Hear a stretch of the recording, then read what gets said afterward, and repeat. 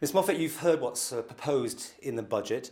We've talked to the Teachers' Union, but you're also very concerned about the library situation. Yeah, we're going to see the closure of the family and mobile libraries. These services are provided to some of the least advantaged people on the Isle of Man, the elderly, the housebound, the very sick, the young, children, single parent families, disabled groups, all use the island regularly. The schools in the surrounding areas, indeed schools from all over the island, use the facilities.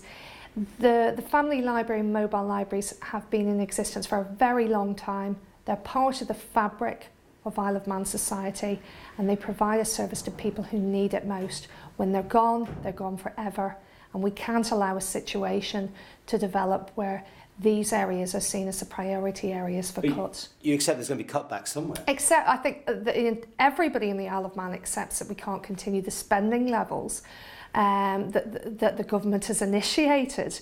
I think it is sticking in people's throats that the people who accelerated and inflated spending to the levels they are the people lecturing us now on the need for economy. But even given that, I think people on the Isle of Man realise that cuts are going to have to be made, that we're not going to be able to provide the same level of services that once were provided. I think what the public are angry about is that nurseries and libraries are not the areas on the Isle of Man that we should cut first. Not when you consider the things the government have been spending on and continue to spend on. Have you got proposals, for instance? Would you put forward places that cutbacks could be made?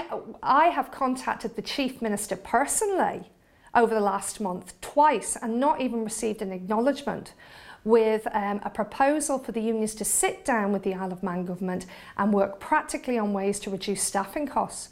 Not even an acknowledgement, and staffing's their biggest spend. So we want to try and save jobs on the Isle of Man, we want to try and save services on the Isle of Man, and it seems that they're not even interested. But maybe the libraries could move into the private sector? I mean, you can't privatise libraries because you can't make a profit from libraries. Library provision on the Isle of Man, I mean, I know this because I used to work in public libraries. I know that you can't quantify the value of those services to some of the users that come in through the door. The groups of children with special needs that have their weekly visit for story time. The elderly and the housebound who perhaps their only contact during the week is somebody coming in the mobile library and providing them with new books. It's a lifeline. And the people who are impacted most by these cuts are the people who've got the least voice to say, no, this is not where we should be starting to make cuts. Well, already there's been a sort of backstep slightly on the school issue with Jim Morrison posting on Facebook that he's looking that Coman might have some sort of options to help out people. Do you think the same might happen with the library? Do you think this is just a bit of a, we're doing this and they're going to pull back? I find it really interesting because when the unions met with the Department of Education and we were told about nursery provision being ceased, one of the first things we said was, we don't think the public are going to be very happy about this. How is the department going to react to that? We were categorically told at that point that a voucher system was sort of being looked at, but there was nothing definite, and they certainly could give us absolutely no detail because other than a vague idea, they had no detail.